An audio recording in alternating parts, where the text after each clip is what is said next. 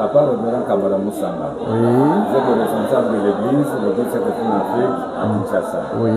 Vous venez d'assister à la clôture du mois de la femme 2026. Quels sont vos sentiments?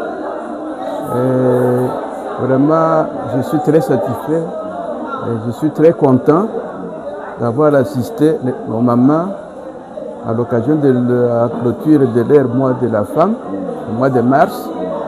Nous avons adopté cette journée au Conseil général de l'Église.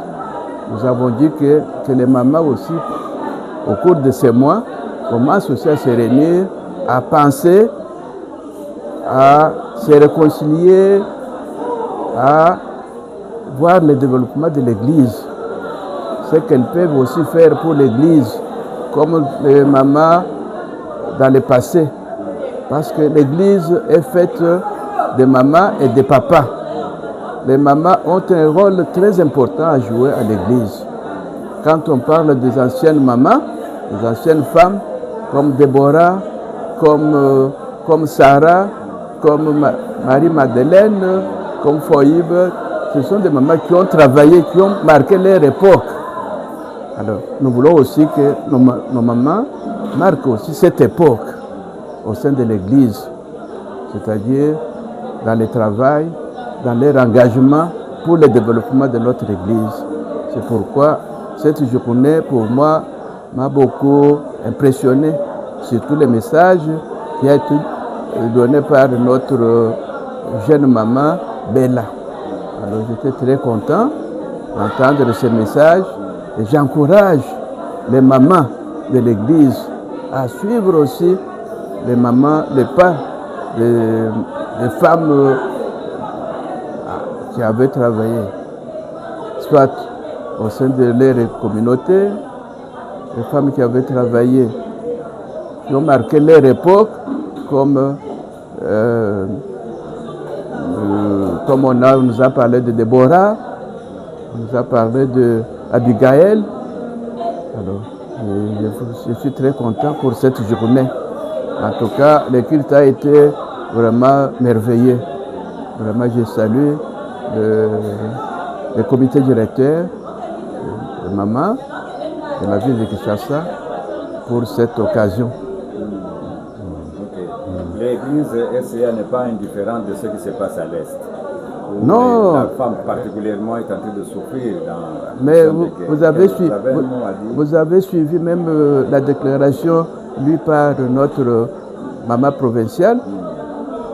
Les mamans ont condamné fermement toutes les violences sexuelles faites aux femmes.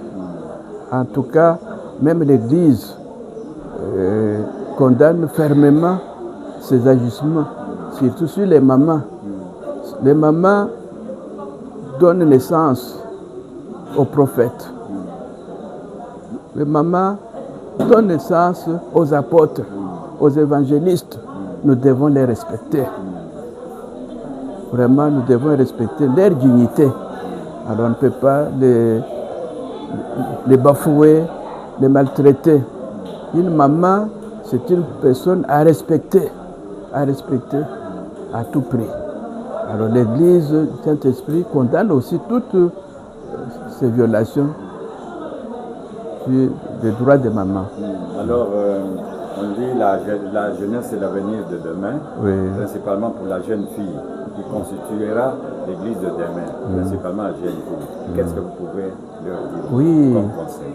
On demande à nos jeunes filles, nos jeunes mamans, d'être disciplinées, de suivre la voie de l'Église, la voie de Dieu, c'est-à-dire respecter tous les commandements. C'est pour leur avenir.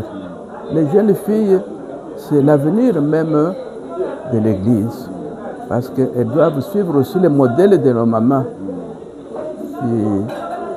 qui dirigent maintenant, parce qu'on les conseille à être respectueuses, à se garder, à ne pas suivre les kilélos.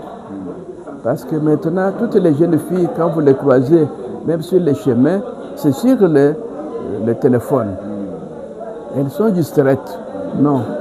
Les mamans, les jeunes filles doivent tenir bon dans cette période où le monde bouge.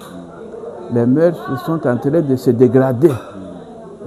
Il y a la prostitution, il y a tout ce qu'on voit comme bêtises sur le net. Alors, j'attire l'attention des jeunes filles de faire attention sur ce qu'elles voient sur le net, dans les entrevues des consorts, parce que c'est de l'abomination. Alors, une jeune fille doit s'attendre aussi au mariage, doit se préparer au mariage. Pour se préparer au mariage, il ne faut pas suivre les kilélos. Il faut les femmes. Merci beaucoup, Papa Kambala. Merci beaucoup, c'est moi qui vous remercie.